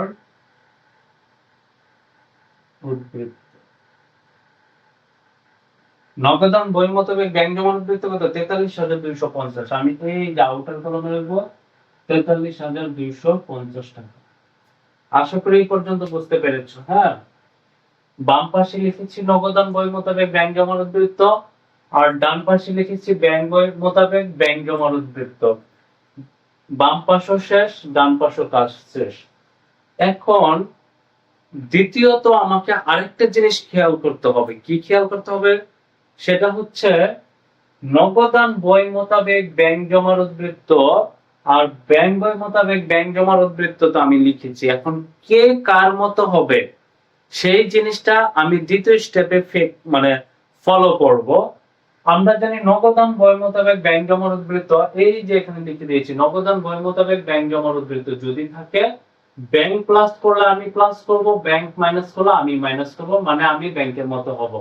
তার মানে এই পাঁচটা হচ্ছে আমি ব্যাংকের মতো হব। বুঝতে পেরেছো? এখন এটা চলে যায় দেখি তো ব্যাংক বই মোতাবেক ব্যাংক জমার উদ্ধৃত কি বলেছে। এই যে এখানে আসে, এই যে দেখো ব্যাংক বই মোতাবেক ব্যাংক জমার উদ্ধৃত। এটা বলেছে আমি প্লাস করলে ব্যাংক প্লাস করবে, আমি মাইনাস করলে ব্যাংক মাইনাস করবে, মানে হচ্ছে ব্যাংক আমার মতো হবে। এটার মানে হচ্ছে কি ব্যাংক আমার মতো হবে। তার মানে আমরা বুঝে ফেলেছি এটা হচ্ছে আমি ব্যাংকের মতো হব, আর এটা হচ্ছে ব্যাংক আমার মতো হবে। এই পাশে যা হবে সব আমি ব্যাংকের মতো হব, আর এই পাশে যা হবে ব্যাংক আমার মতো হবে। এখানে লিখবো যোগ, এখানে লিখবো বিয়োগ, আবার এখানে লিখবো যোগ, এখানে লিখবো বিয়োগ। কারণ আমরা জানি ব্যাংক সমন্বয় বিবরণী মিলকরণ করাই হয় যোগ বিয়োগের মাধ্যমে। এখন আমরা আরেকটা জিনিস খেয়াল করব, সেটা হচ্ছে সবচেয়ে মোস্ট ইম্পর্টেন্ট থার্ড যে স্টেপটা, সেটা হচ্ছে উভয় সংশোধনীর ক্ষেত্রে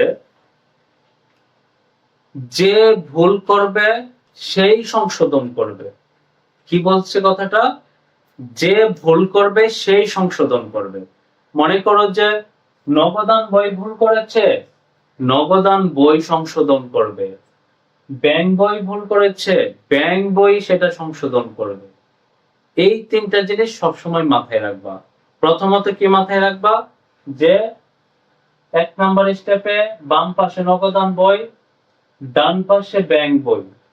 দ্বিতীয়ত হচ্ছে কে কার মতো হবে সেটা। তৃতীয় নম্বর হচ্ছে যে ভুল করবে সেই হচ্ছে কি করবে, সংশোধন করবে। যদি ব্যাংক ভুল করে ব্যাংক সংশোধন করবে, যদি নগদান বই ভুল করে নগদান বই সংশোধন করবে। এই জিনিসটা তুমি যদি ভালো করে বুঝতে পারো, উভয়ের সংশোধন পদ্ধতি তোমার কাছে একদম পানিবাদ হয়ে যাবে। আশা করি তোমার আর কোনো ধরনের কোনো প্রবলেম নেই।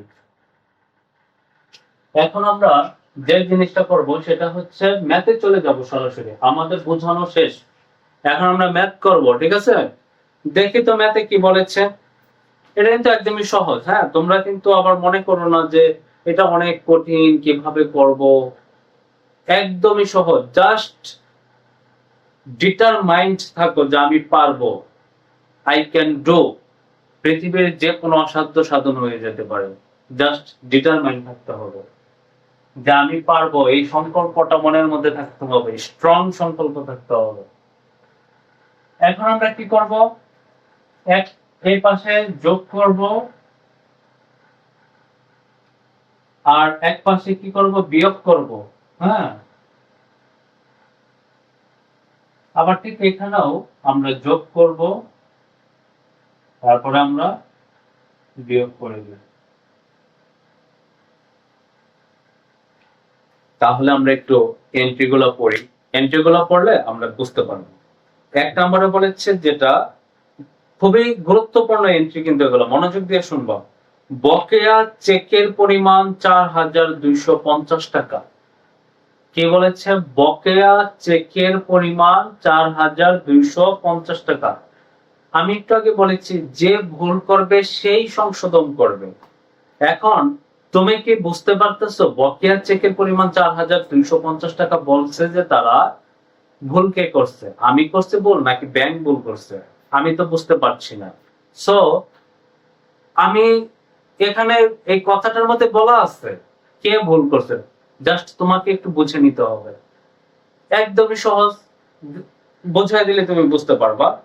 বকেয়া চেকের পরিমাণ 4250 টাকা, এটা দ্বারা বোঝাইছে কি জানো? আমি আমি মানে নগদান বা একজন ব্যক্তিও হতে পারে, আবার একজন প্রতিষ্ঠানও হতে পারে। মনে করো আমি চেক ইস্যু করেছি, আমি চেক কি করেছি, ইস্যু করেছি, কিন্তু এখনো ব্যাংকে উপস্থাপন হয় নাই। আমি চেক ইস্যু করেছি কিন্তু এখনো ব্যাংকে উপস্থাপন হয় নাই। বকেয়া চেক দ্বারা এটাই বোঝানো হয়েছে। বুঝতে পেরেছো? আমি কি করেছি, ইস্যু করেছি, কিন্তু ব্যাংকে এখনো এটা উপস্থাপন হয়নি। তাহলে বকেয়া চেকের পরিমাণ কে 4250 টাকা। তাহলে এখানে ভুলটা কে করেছে? আমি তো ইস্যু করছি, ব্যাংকে উপস্থাপন হয়নি, এটা ব্যাংকের দোষ, ব্যাংক ভুল করছে। আমার এখানে কোনো দায়ভার না, আমার ইস্যু করার দরকার, আমি ইস্যু করে দিয়েছি। যেহেতু ব্যাংক ভুল করেছে, সংশোধন কে করবে? ব্যাংকই করবে। সো আমি ব্যাংকের ঘরে লিখবো। বুঝতে পেরেছো? এখন আমাকে ফলো করতে হবে কি, ব্যাংক বই মোতাবেক ব্যাংক যখন উদ্বৃত্ত, এটা কে কার মতো হবে? এটা আমি শিখিয়ে রেখেছি, ব্যাংক আমার মতো হবে। ব্যাংক এটা কি হবে? আমার মতো হবে। আমি কি করেছিলাম? আমি কিন্তু চেক ইস্যু করেছি। বকেয়া চেকের পরিমাণ 4250, মানে আমি চেক ইস্যু করেছি, ব্যাংকে উপস্থাপন হয়নি। তার মানে আমি ইস্যু করছি, মানে আমার এখান থেকে মাইনাস হয়ে গেছে। আমি যেহেতু মাইনাস করেছি, ব্যাংকও কি করে দেবে? মাইনাস করে দেবে। একদমই সহজ। বুঝতে পেরেছো তোমরা? কত? 4250 টাকা। এখানে লিখবা বকেয়া চেক 4250 টাকা। এটা কত নম্বর? 1 নম্বর। আশা করি বুঝতে পেরেছো। হ্যাঁ, 2 নম্বরে আসি। ডিসেম্বর 31 তারিখে সন্ধ্যাকালীন সময়ে ব্যাংকে জমা 8380 টাকা ব্যাংক বিবরণীতে আসে নাই। এটা ভুল টাকা, ব্যাংক বিবরণীতে আসে নাই। ভুল ব্যাংকের। ভুল যেহেতু ব্যাংকের, সংশোধনও করবে ব্যাংক, আমি না। কে সংশোধন করবে? ব্যাংক। ব্যাংক যেহেতু সংশোধন করবে তাহলে ব্যাংকের ঘরে টাকা লিখতে হবে। এখন ব্যাংক কার মতো হবে? ব্যাংক আমার মতো হবে। আমি কি করেছি? আমি ব্যাংকে টাকা জমা দিয়েছি ৮৩৮০ টাকা। আমি যেহেতু জমা দিছি মানে আমি প্লাস করে দিয়েছি, তাহলে ব্যাংকও কি করবে? ব্যাংকও প্লাস করবে। কত টাকা? ৮৩৮০ টাকা। লিখবা সন্ধ্যাকালীন সময়ে ব্যাংকে জমা। এখানে কি লিখবা? ১ নম্বর দিয়ে সন্ধ্যাকালীন সময়ে ব্যাংকে জমা। আমি আর লিখছি না, তোমরা লিখে নিবা সন্ধ্যাকালীন সময় ব্যাংকে জমা। আর এন্ট্রিটা ২ নম্বর, এখানে ২ লিখবা, ঠিক আছে? কত? ৮৩৮০ টাকা। এখানে লিখবা ৮৩৮০ টাকা। আশা করি বুঝতে পেরেছো। ৩ নম্বর এন্ট্রিতে আমরা চলে আসি। ব্যাংক সার্ভিস চার্জ ১৪০ টাকা, যা নগদান বইতে লিপিবদ্ধ হয় নাই। এখানে ভুলটা কার? ভুল হইতেছে নগদান বইয়ের ভুল। নগদান বই যেহেতু লিপিবদ্ধ করা নাই, ভুল নগদান বইয়ের সংশোধন করবেও নগদান বই। বুঝতে পেরেছো? যেহেতু নগদান বই সংশোধন করবে, সো আমাকে লিখতে হবে এই যে নগদের পাশে আমাকে এখানে টাকাটা লিখতে হবে। আমি নগদের পাশে যে টাকাটা লিখবো ব্যাংক সার্ভিস চার্জ, তাহলে এটা কে কার মতো হবে? আমি ব্যাংকের মতো। এটা হইতেছে আমি ব্যাংকের মতো হব। আমি ব্যাংকের মতো হব মানে কি? ব্যাংক যদি প্লাস করে আমি প্লাস করব, ব্যাংক যদি মাইনাস করে আমি মাইনাস করব। তাহলে ব্যাংক কি করছে? এখানে bank service charge, service charge মানে তো ব্যাংক কেটে রেখেছে কত টাকা? ১৪০ টাকা। ব্যাংক যেহেতু ১৪০ টাকা সার্ভিস চার্জ কেটে নিয়েছে মানে মাইনাস করে দিয়েছে, আমাকেও কি করতে হবে? মাইনাসই করতে হবে। বিয়োগের ঘরে লিখতে হবে কি? ব্যাংক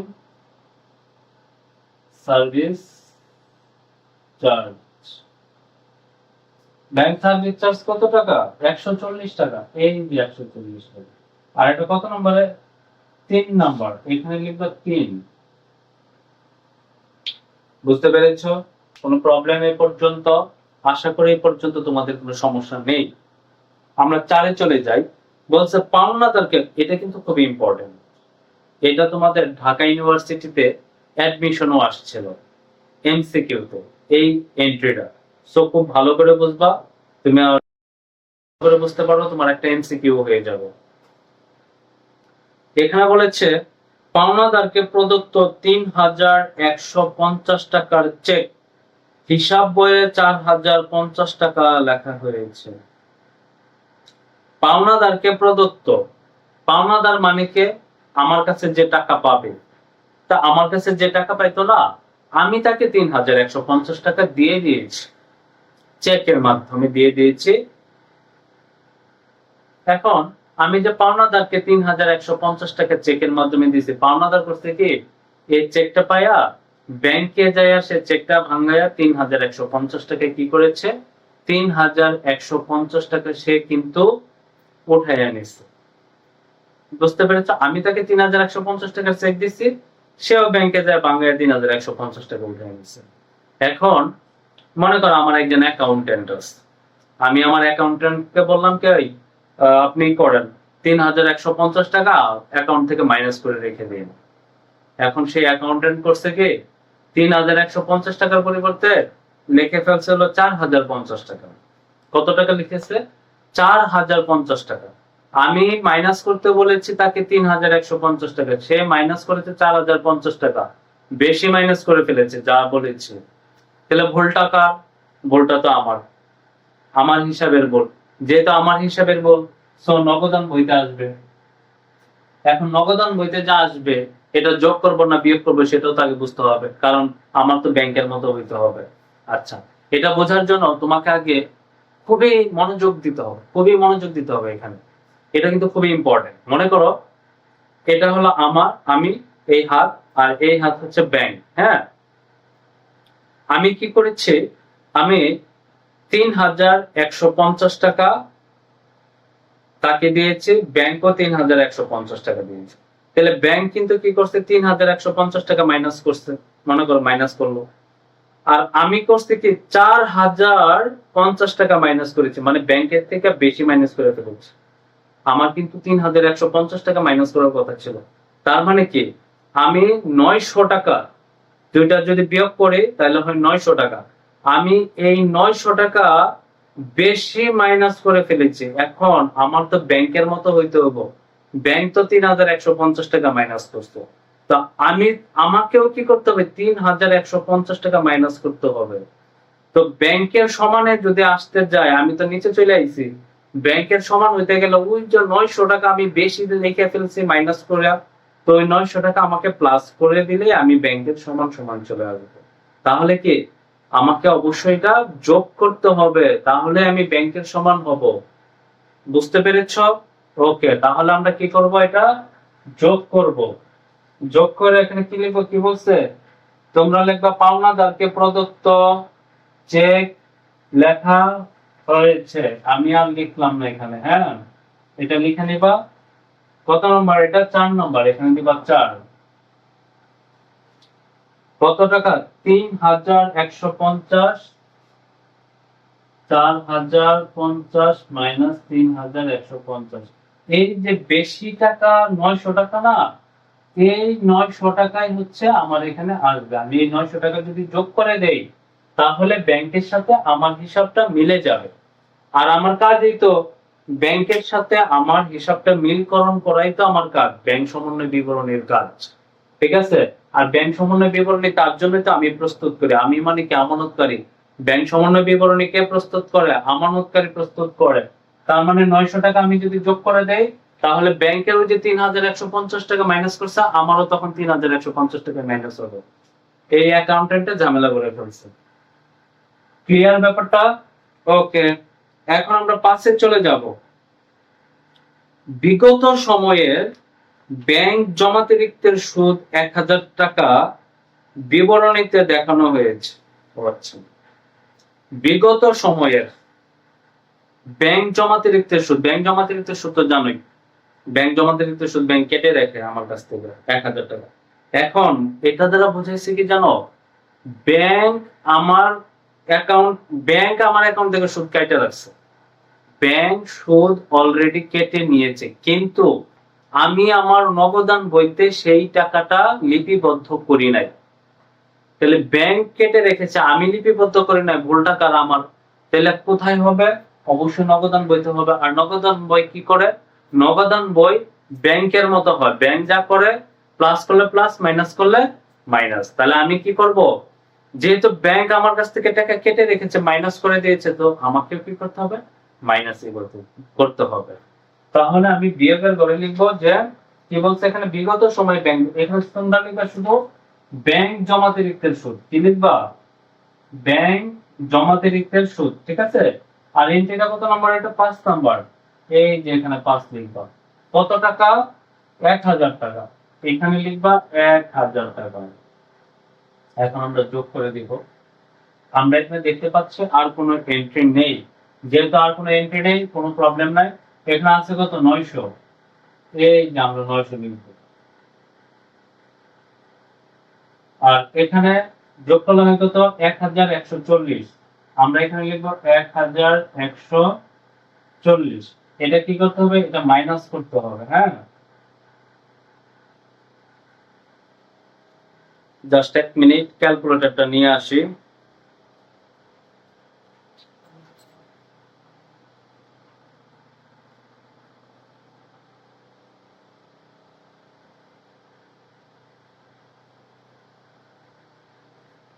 এখন আমরা একটু যোগ বিয়োগ করি।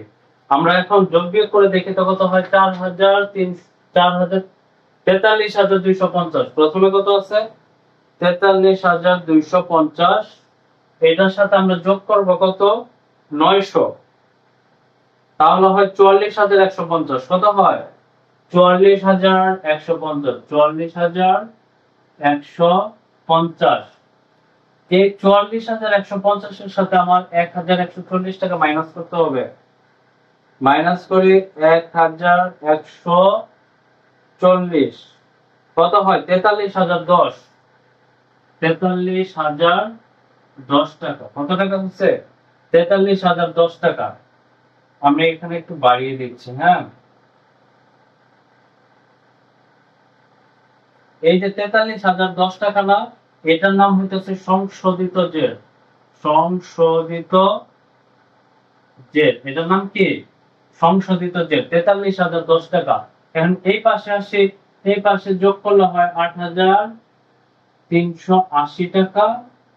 এখন 38,880 যোগ হচ্ছে 8,380, 8,380 47,260, 47,260 আর হচ্ছে কত? 4,250। এটা কি করতে হবে? মাইনাস করতে হবে। এই 47,260 থেকে আমরা মাইনাস করব কত? 4,250 মাইনাস হলো হয় 43,010, মাইনাস হলে কত হয়? 43,010। এখন দেখো তো, এখানেও 43,010, এখানেও 43,010, এই যে দুই পক্ষ মিলে গেছে না, তার মানে আমার অঙ্ক হয়ে গেছে। এখানে আমরা লিখবো সংশোধিত জেড, সংশোধিত জেড, সংশোধিত জেড কত? 43,010। তার মানে উভয় যে সংশোধন পদ্ধতিতে আমাদের অঙ্ক দুই পাশ যদি মিলে যায় তাহলে আমার অঙ্ক হয়ে গেছে। আশা করি তোমরা এই ব্যাংক সমন্বয় বিবরণী উভয় জের পদ্ধতিতে কিভাবে করতে হয় সেটা খুব ভালো করে বুঝতে পেরেছো। আর যদি না বুঝতে পারো অবশ্যই আমাকে কমেন্টে জানাবা, আমি অবশ্যই আবার সংশোধন করে দেব, আবার বুঝিয়ে দেব, আবার তোমাদের এটা করিয়ে দেব। তারপরে তোমরা অঙ্কগুলো ভালো করে পারো। আর এই অঙ্কটা যদি ভালো করে পারো, বুঝতে পারো, আর কোনো অঙ্কই তোমার প্রবলেম হবে না, তুমি যে কোনো অঙ্ক ভালো করে সলভ করে ফেলতে পারবে। এগুলো একটু কঠিন আছে, তার জন্য আমি এটা পড়াই দিলাম যেন তোমাদের কাছে আর কঠিন মনে না হয়। বুঝতে পেরেছো? এখন আমি তোমাকে যে অঙ্কটা সলভ করাবো সেটা হচ্ছে ব্যাংক কর্তৃক ডেবিটকৃত অর্থের পরিমাণ। ব্যাংক কর্তৃক ডেবিটকৃত অর্থের পরিমাণটা কিভাবে আমি নির্ণয় করব সেই জিনিসটা আমি একটু দেখাবো। আমরা ক নাম্বার যাবে তাতে তোমাদের কমপ্লিট করে দিব, সরি ক নাম্বার এই কোশ্চেনটা কমপ্লিট করে দেব। হ্যাঁ, ক নাম্বার কোশ্চেনে বলেছে ব্যাংক কর্তৃক ডেবিটকৃত অর্থের পরিমাণটা নির্ণয় করতে বলেছে। আচ্ছা, আমরা ডেবিট মেমোরেন্ডাম, ক্রেডিট মেমোরেন্ডাম এগুলা কিন্তু তোমাদের শিখিয়েছি। আমরা সংজ্ঞাগুলো লিখে দিয়েছিলাম, ডেবিট মেমোরেন্ডাম কাকে বলে, ক্রেডিট মেমোরেন্ডাম কাকে বলে। দেখছো ক নাম্বারটা অলরেডি চলে আসছে এই দিনাজপুর বোর্ডে, যে ডেবিটকৃত অর্থের পরিমাণ। ডেবিটকৃত অর্থের পরিমাণটা কি? তাহলে আমরা জানি গ্রাহকের হিসাব থেকে ব্যাংক যখন টাকা কেটে নেয় তখনই সেটা ডেবিট মেমোরেন্ডাম বা ডেবিটে চলে আসবে। মানে ডেবিট মেমোরেন্ডাম মানে হচ্ছে আমার হিসাব থেকে টাকা যত কেটে নিচ্ছে বা ব্যয়গুলো, মনে রাখবে ডেবিট মেমোরেন্ডাম মানে হচ্ছে খরচ, যত খরচ সবকিছুই আমি ডেবিট মেমোরেন্ডামে লিখবো। এভাবে একটা ছক কেটে নিবা, ক্রমিক ক্রম বিবরণ টাকা টাকা, এই যে আমি লিখে রেখেছি ছকটা। এখন আসলে আমরা অনেক অঙ্ক করাইলাম, তাই না? এই উভয় যে সংশোধন পদ্ধতি করাইলাম, তারপরে হচ্ছে তোমার একক যে পদ্ধতি করাইলাম, জাবেদা করাইলাম, আরো অনেক কত অঙ্ক, কত কথা বললাম, কত কিছু করলাম। তোমরা তো এসে এখন মনে করো যে একটু বোরিং হয়ে যেতেছে। আসলে বোরিং হইও না। হ্যাঁ, তোমাদের থাকতে হবে কি জানো, বোরিং হওয়া যাবে না। ম্যাথের প্রতি এক ধরনের ভালোবাসা নিয়ে আসতে হবে, ম্যাথের প্রতি ভালোবাসা আনতে হবে। ম্যাথের প্রতি যদি ভালোবাসা না থাকে তাহলে মনে করো যে তুমি কি করতে পারবে না, ভালো কিছু করতে পারবে না, বোরিং লাগবে, বিরক্ত লাগবে। ঠিক আছে, তোমাকে অবশ্যই ভালোবাসা থাকতে হবে, ভালো লাগাইতে হবে। এখানে এই ভালোবাসা আসলে কি, আমি যখন কোচিং এ স্টুডেন্টদের বলতেছিলাম ম্যাথের প্রতি ভালোবাসা থাকতে হবে, তখন একটা স্টুডেন্ট আমাকে কোয়েশ্চেন করতেছে যে ভাইয়া আসলে আমি ভালোবেসে সুখ পাই না। তখন আমি বললাম আসলে আমরা সুখের জন্য তো ভালোবাসি না, আমাদের মধ্যে ভালোবাসা আছে তাই আমরা ভালোবাসি। যেমন মনে করো যে ফুল, তাই না? ফুলের ধর্ম হচ্ছে কি, সুবাস ছড়িয়ে দেওয়া। ফুলকে আমরা যতই অত্যাচার করি, ফুলকে আমরা যতই পদদলিত করি, ফুল কিন্তু আরো সুবাস বাড়িয়ে দেয়। তুমি ফুলকে দেখবা কসলাইবা বেশি, পদদলিত বেশি করবা, দেখো ফুল আরো সুবাস বাড়িয়ে দিচ্ছে। কেন জানো? কারণ ফুলের মধ্যে আছে সুবাস, তার ধর্মই সুবাস ছড়িয়ে দেওয়া। কোনো অত্যাচার, কোনো পদদলিত, কোনো কিছুই তার ইফেক্ট পড়ে না তার উপরে। কারণ কি? কারণ সে সুবাস ছড়িয়ে দেওয়াই। ঠিক তেমনই আমাদেরও মধ্যে যদি ভালোবাসা থাকে, আমরাও আসলে ভালোবাসা এমনি বিলিয়ে দেবো, সুখের জন্য আসলে ভালোবাসবো। বুঝতে পেরেছি ব্যাপারটা? তো আমাদের মধ্যে আশা করি অনেক ভালোবাসা আছে, আমরা ভালোবাসা বিলিয়ে দেব, সবাইকে বিলিয়ে দেব। ম্যাথের জন্য ভালোবাসা বিলিয়ে দেব, আরো যদি কিছু থাকে সেটার জন্য আমরা ভালোবাসা বিলিয়ে দেব। বুঝতে পেরেছ? ভালোবাসা থাকতে হবে, মোস্ট ইম্পর্টেন্ট। একটা মানুষের জন্য ভালোবাসার অন্তরে থাকা এটা খুবই দরকার। ভালোবাসাহীন মানুষ রোবট সমান। যাই হোক, আমরা ম্যাথে চলে যাই, অনেক কথা বলে ফেললাম। ব্যাংক কর্তৃক ডেবিটকৃত অর্থের পরিমাণ। ব্যাংক কর্তৃক ডেবিটকৃত অর্থের পরিমাণ হচ্ছে কি, আমরা ডেবিটকৃত অর্থের পরিমাণ, আমরা কোশ্চেনটা দেখি যে কি কি আমার এখান থেকে কি হয়ে গেছে, মাইনাস হয়ে গেছে। আমরা এখানে দেখতে পাচ্ছি ব্যাংক সার্ভিস চার্জ 140 টাকা, যা নগদান বইতে লিপিবদ্ধ হয় নাই। তার মানে কি, bank service charge, service charge মানে ব্যাংক আমার কাছ থেকে টাকা কেটে রেখেছে। সো আমি এখানে ক্রমিকক্রম দেব 1 নাম্বার দিয়ে, এখানে লিখব ব্যাংক চার্জ কত টাকা, 140 টাকা। 140 টাকা, আশা করি বুঝতে পেরেছো, তাই না? তারপরে দেখি তার কি আছে, পাওনাদারকে প্রদত্ত 3150 টাকা। আমি ওই যে পাওনাদারকে 3150 টাকা দিছি না, আমার কাছ থেকে কিন্তু 3150 টাকা গেছে, 4050 টাকা যায় নাই কিন্তু। ওটা আমার এক্সট্রা বেশি লিখে ফেলেছিল। 3150 টাকা আমি পাওনাদারকে দিয়েছি, ব্যাংক কিন্তু আমার এখান থেকে 3150 টাকা নিয়েছে। সো পাওনাদারকে প্রদত্ত লিখবা, পাওনাদারকে প্রদত্ত কত টাকা, 3150 টাকা। 3150। আর দেখি তো কি কি আছে। বিগত সময়ের ব্যাংক জমাতিরিক্ত সুদ। ব্যাংক জমাতিরিক্ত সুদ ব্যাংক আমার কাছ থেকে কেটে নিছে, মানে আমার খরচ হয়েছে। সো ডেবিটের পাশে চলে আসবে, কি আসবে, ব্যাংক জমাতিরিক্তের, ব্যাংক জমাতিরিক্তের সুদ। ব্যাংক জমাতিরিক্তের সুদ কত টাকা, 1000 টাকা। ব্যাংক জমাতিরিক্তের সুদ হচ্ছে 1000 টাকা। আর কোনো কিছু নেই। সো আমি এটা যোগ করে দিব, কত টাকা হয়, 3 আর 1 4। আচ্ছা যাই হোক, এই মোট টাকাটা এখানে লিখবা, মোট টাকাটা লিখে এখানে মোট লিখে দিবা, ঠিক আছে? এই যে মোট যে টাকাটা আমরা পাইছি এখানে, এটাই হচ্ছে আমার ডেবিট কৃত টাকা, ডেবিট মেমোরেন্ডাম। বুঝতে পেরেছো?